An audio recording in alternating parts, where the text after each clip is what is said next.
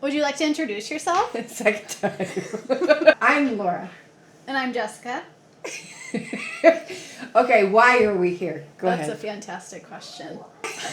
Okay, how did this come about? How did it come about that we're doing this? We have decided that we would like to do a series of videos just talking to each other about some of the aspects of addiction and recovery and being a child through that, being a parent through that, and we came about that idea through what you tell them. I came out to Wisconsin 6 years ago, and with the hopes of healing a relationship with my daughter and growing a relationship with my daughter.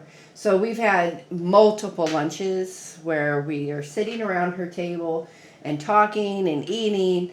And sometimes the questions and conversation gets very deep. Other times it's very deep and then gets very hysterical.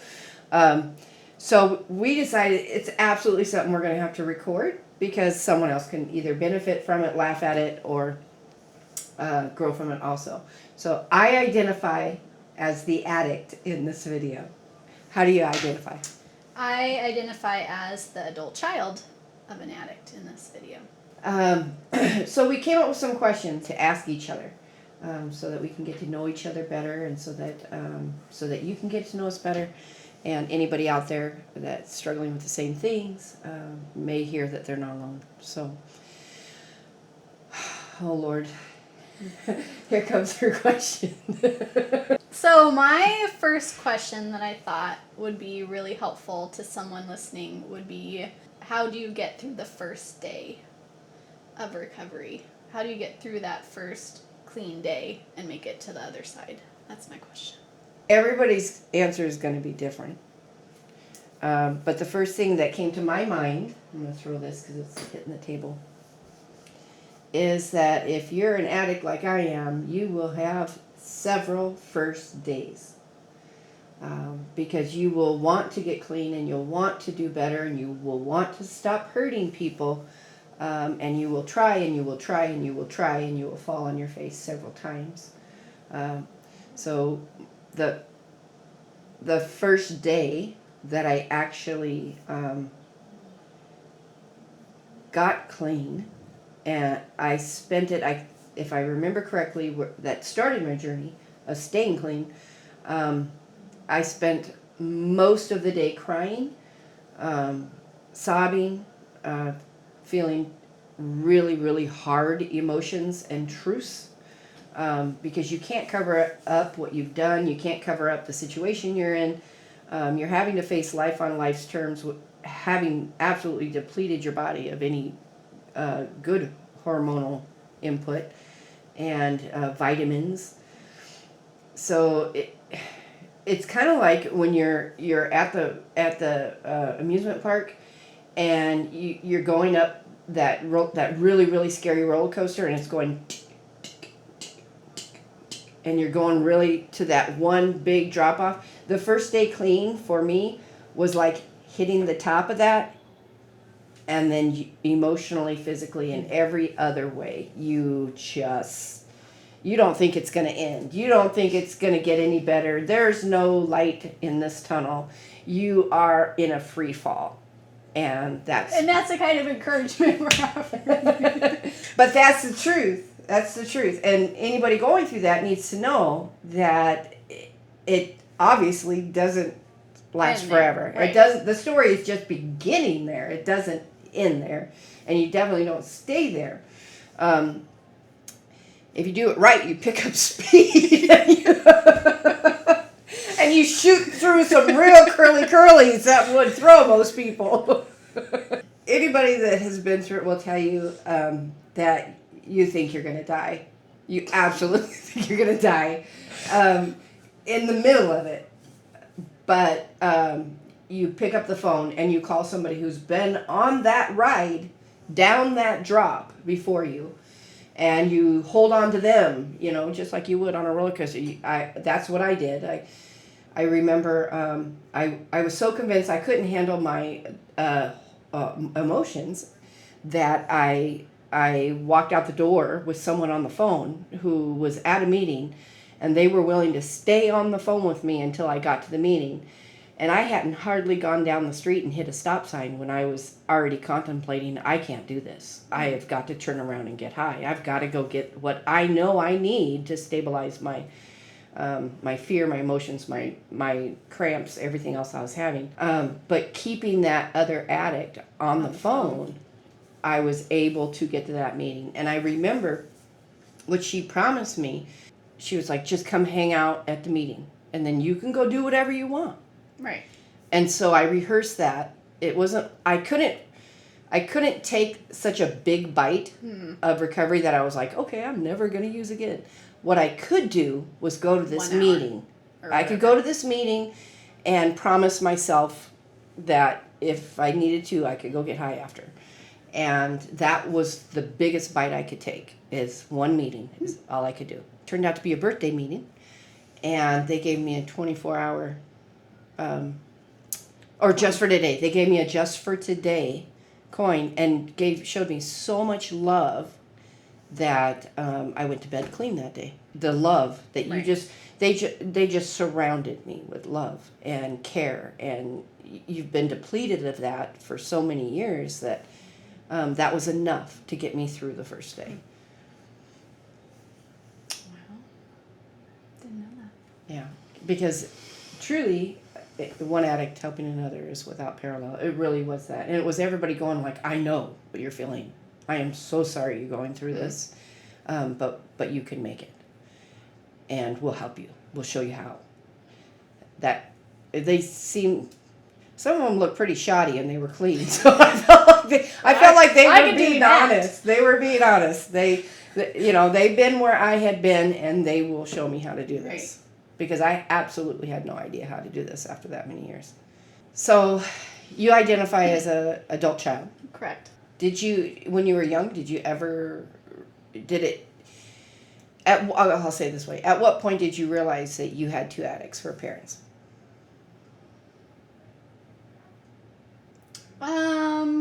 I don't remember. I don't remember a time where it wasn't normal. Oh. Because children normalize their environment. So the way I grew up was normal for me. So I would say it took a really long time for it to be like, that's not the right thing. It's more like a high school, college thing, I feel like. That people don't have all the same experiences you do and how different your experiences are from other people. That awareness? Yeah, the awareness that it's different. And it shouldn't have been this way. It shouldn't have been this way, right? Okay. Yeah. So I will say this. What was weird was whenever I was somewhere that was normal, I always felt super uncomfortable. Like, this is just strange. You know, like if you see, I would be somewhere where there's like a husband and a wife and like children and a house that they owned. And I'm like, this is and they've been there for many years. And they've been there for many years. For me, that was really weird. It was always very really Stefford, weird. or very Stefford wives. Not that it was bad or that there was a sense that there was something, there must be something wrong here. It just was like putting a square block in a circle space. It just felt abnormal to me. So was there an issue with comfortability in your own skin around other normal people when you go to school or when you go to your friends' houses? And yeah, I don't know if I had the awareness to know it was my own skin. I just knew that this was not an environment I was used to. Sure. Seemed, what's wrong with you guys? So, yeah. Freaks. You guys are still married? 20 years? Okay. That's what you want to do with your life. So, the question I had for you was based on a share that I heard in a meeting. What is the experience And is it different? When what is the experience of a child? You were 4 years old when you were taken away from me. You and your brother. You were 4. Your brother was 2. And you were taken suddenly, for the very first time, out of my care. For me, that was the pinnacle of all pain. I wasn't at a point where I was self-aware that I had caused this. My question is as devastating as it was for me, what is it like for the child? Because what I see on the in my meetings and in my friends in recovery is they project such trauma on the child, what the child's going through, that they have a hard time staying in the moment and working a program and staying clean, because there's so much fear and so much sorrow and so much regret on the mother as she visualizes that minute that her child was taken away, and she rehearses it 100 million times. It totally disrupts her opportunity to actually work a program and get back with her child. Right. Like you said, like, I can only speak from my experience, and I think all those experiences are going to be different depending on what that circumstance was like. Was it super chaotic and scary? Was it handled, with like social workers in the police department? I will say the truth is that the moments leading up to you losing custody, are the ones that I can remember. The transition to that other home and being without you stand out less in my memory. For me, the traumatic side of it was the fighting and the chaos of a home in chaos, really. So I was with grandparents who I knew and trusted and loved. I just remember being with them. Now there's emotions and memories about being there when you weren't there that aren't super positive, but I think that we just really need to remember that kids they have a very limited perspective on now, what happens now and what that means for the future. So he's not worried about the what ifs. He's not worrying about the what ifs. And I'm saying, I'm sure as a child grows older, they're going to have a greater capacity to have what ifs. What we call future tripping. Okay. I don't think they were as traumatic. I know they weren't anywhere near as traumatic for me as it was for you as a parent. The kid's not thinking about, I don't get a court date for visitation. Yes. For 6 months. The kid's not thinking that. The mother is. Right. And so her head is all twisted up and chaos around that.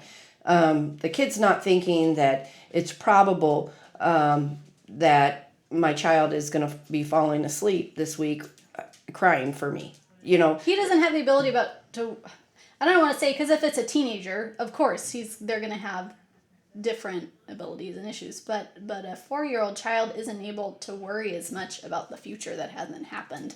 Right. And so they're worried about now. Yes, they're sad now, maybe, or they're playing with trucks with the foster parent who's watching them. Like they're just very resilient in the moment level types of development. Your worrying is not going to produce anything positive for that child. Your worrying is the very thing that's going to drive you to use again, because you can't handle all the what ifs that you're thinking about. And it's not helping you. It's not helping you to worry about the child's welfare or how much pain they're in, because it's not helping you make the next good steps that you can make. There's got to be a season where you're working on yourself. Yeah, because it's okay to work on yourself. Kids are so able to bounce back. They may remember, there was 6 months where I wasn't with my mom. They may remember 2 memories out of that whole time, and then they were with their mom again, and it wasn't as significant as you thought your absence would be. And that's, in this situation, a huge positive. I do find it interesting, and I didn't know that the strong emotional memories you have are different than mine. Yours are prior to you being taken away. Mine, I was oblivious to the chaos I was causing when the kids were in my care towards the end. I was oblivious to that chaos because I was in my addiction. My traumatic memories and that have such strong emotion are when the kids were away from me and in the care of a guardian. I would say that during the separation, our separation, and it happened twice, the pain resided greatly on my shoulders, which is an absolutely motivating factor for me to get clean. We don't know the future. If we work every day for all it's worth and we stay present and focused on getting better and getting healthy and getting help. Yeah, and we don't know what. I do remember having nights and experiences where there was loneliness and there was fear and confusion. I do remember that. It's not a permanent situation is what I guess I'm saying, because once we were back in your care, it wasn't, I don't know, it just wasn't a fear that carried. It wasn't, it was like, oh, okay, we're back where we're supposed to be. Yeah, well, I had gone through treatment too, right. So things were different at that point. Right. That's awesome. It's good perspective. Yeah, thank you. So Jessica and I have these like one question conversations that end up like just, becoming this 3-7 layer cake of conversations. And sometimes it gets really funny and sometimes it gets, really deep and emotional. But in all, it's healing. It bonds us and it helps us get out whatever may be kind of clogging our pipes for our relationship. If you have any questions that you would like Jessica to answer online or me to answer online, we'd be glad to do that. I didn't go into the long history of drug use that I have, but it is a miracle that we are sitting at the same table today. An absolute miracle. And I'm grateful. Grateful for our higher power that we're sitting here today. So we wish you the best. Blessings to you. If you have any questions, we are here and we'll answer them on our next video. Thank you. Thank you.